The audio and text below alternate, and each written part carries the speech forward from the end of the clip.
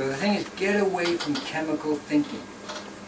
Okay, because chemical thinking is very appropriate if we're dealing with creating refrigerators or computers or lubricants for our machines or whatever that's in the physical material world. But that same type of thinking does not apply to life forms at all. Okay, so one of the great errors that has been made in the last 200, 400 years is that we have, as a human species, diligently devoted a tremendous amount of man hours or woman hours and energy and time and money to investigating the material world, which is fine. There's nothing wrong with that. That's what we needed to do. But what we did is we created an epistemology which is derived from study of the material world. Epistemology means theory of knowledge. So all our knowledge about the world is in the scientific realm based on the material world only. And the material world is dead. As they say in Sesame Street, this is not alive!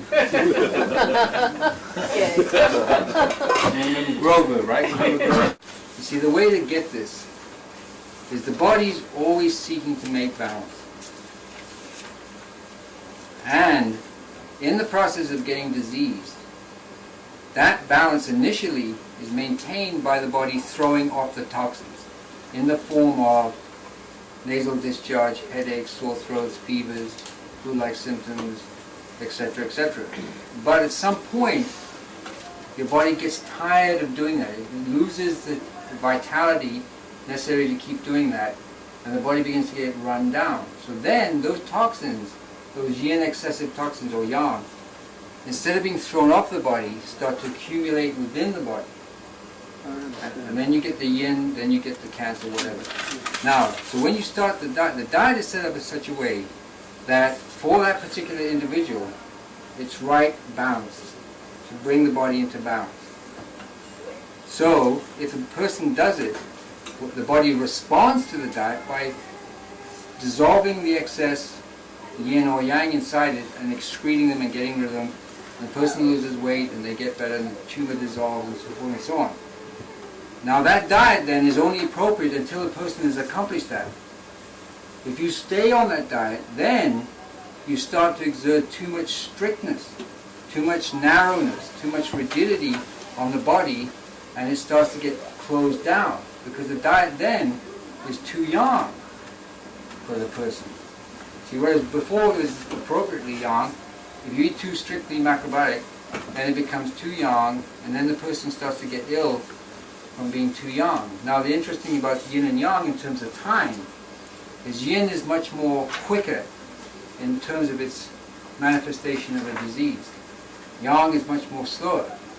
So like in the case of Aveline Kushi, she was macrobiotic for 47 years before she showed up with this cervical cancer from a very restricted, yang, heavy, salty, etc. diet. So based on that experience and my own, of course I based it on my own experience a long time ago, is that if you don't loosen up, then your body will get too extreme from being too yang. So that's why you have to lighten up. Okay, but you are not suggesting that you get off of the grain diet. No. No, In other you words, stay on the whole. That's still the centerpiece. That's still the centerpiece. You staple food for the rest of your life. Staple food, everyday eating, whole grains and vegetables. But once you've gone through the healing process, which may be 3 to 7 years, then you can lighten up. Have a little bit of cheese once in a while, have a little bit of egg, have a little bit of chocolate cake, coffee, whatever. So you just don't get too bound up in being too restricted. That's what I recommend. And George Asawa, who I consider to be the preeminent teacher of macrobiotics, made a statement which I've reiterated many times, is that if a person cannot see, what's happened in the macrobiotics world over the last 15 years is that you cannot ever again eat meat or sugar or dairy food or alcohol or any of these things. You cannot do that because that's not macrobiotic. And George Usawa said, in one of the guidebook for living, which is the third part of the trilogy, he said, if a person, macrobiotic eating, living person, people who are living macrobiotically, cannot eat meat, sugar, drink alcohol, smoke tobacco, well, he said smoke cigarettes, but I don't agree with cigarettes, so I'm going to say smoke tobacco, and fruit, without getting sick, they are a crippled human being. They are crippled, he said that. So, I think that the macrobiotic sensibility is that we eat according to our condition. And as our condition improves, then we widen our diet within reason, always maintaining all grains and vegetables as your staple food. But instead of being 100%, it may be 60, 70, 80%, depending. Like in my case, grains and vegetables are probably 60% of my daily eating. Well, what's the 40%? Oh, anything, you know. Like we're going to have pizza tonight. So yesterday I But had... you're not having it regularly. No. That's what I'm getting at. Right, no, I vary my 40%. It can be chocolate cake, it can be hot dog, it can be pizza, it can be Mexican food, it can be Chinese food, whatever. And it's really important to do that. I mean, it is, because you've got to get, the body has to be dynamic. You know, and if you get too rigid, not only does your physical body get too constricted, but you also emotionally and mentally get too rigid. And you see this all over macrobiotics, you know, people walking around. You know, like this. Really, I mean... Looking for something wrong. Yeah, and saying things like, you know, like this woman came to, she didn't come to see me, I met her at the Macrobiotic Center. And she just spent the last 6 months on the East Coast. And she said she was at some seminar or other being given over there. And she asked the macrobiotic teacher there what would happen if she had some ice cream. And I said, you will see what happens to you when you have some ice cream. You know, like this was going to be the apocalypse or something. Because this is, macrobiotic healing is just not just a matter of getting rid of your physical symptoms. It's going through the whole attitudinal and spiritual change that comes with that healing. Because the macrobiotic understanding of health and disease is our physical symptoms indicate that we're out of order with regard to the entire universe. You know, and since we're not just physical beings, we also have emotions and attitudes and other sensibilities, then we have to examine all those to see where they can be changed and where they don't fit in with harmonizing ourselves with the cosmos and the universe. So, You know, Zeb Rosenberg is always applying the Chinese medicine to stuff, and I was curious to see what he'd say about ginger compresses, and he had this warning, and I hope I'm saying this correctly, that his belief was that if the digestion's too hot, I think that's what he said, that this would be counterproductive. Now, do you know anything about, the relation of Chinese medicine to... Yeah, right, but the thing is, you see, that was one of the things that I was asked one time. There used to be this great macrobiotic magazine called Macro Muse that was put out by, I can't remember his name, Michael Russoff. And Michael Russoff, in addition to being a macrobiotic counselor, is an acupuncturist.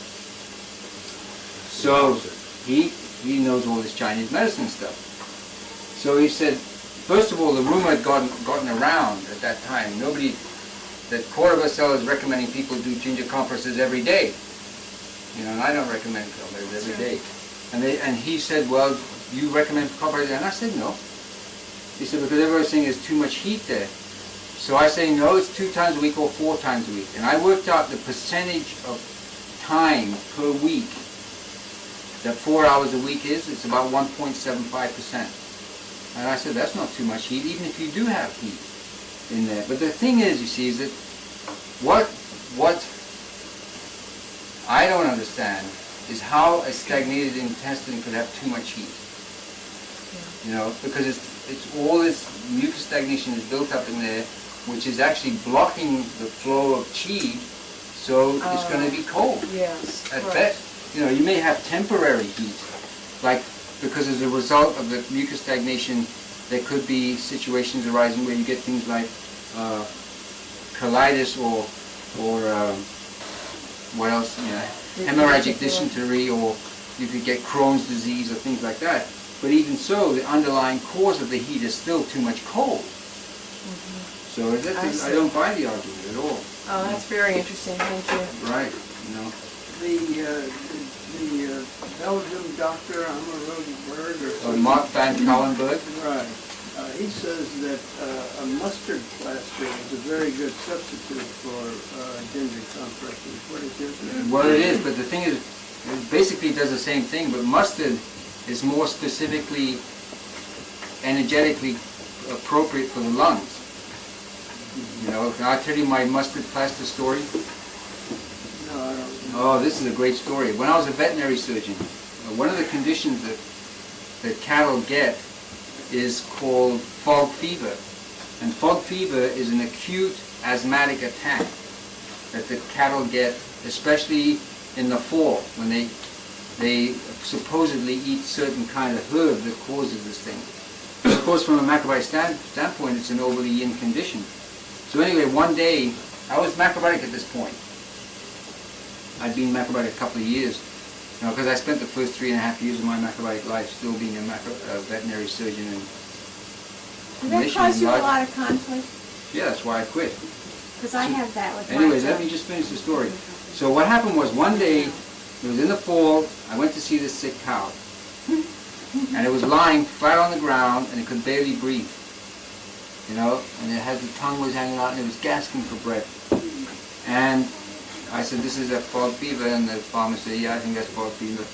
So I gave it the conventional medical treatment, which is you inject intravenously cortisone and a heart stimulant and antibiotics. And I said, I'll come back later after I finish my round and I'll see how she's doing. So later that evening, I saw the cow about 10 o'clock in the morning. So it was around about 6 or 7 in the evening. I came back to check on her.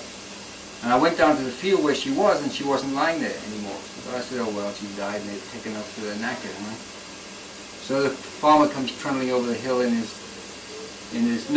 I saw him, I'm ahead of myself. I went back 2 hours later, and she was still lying there.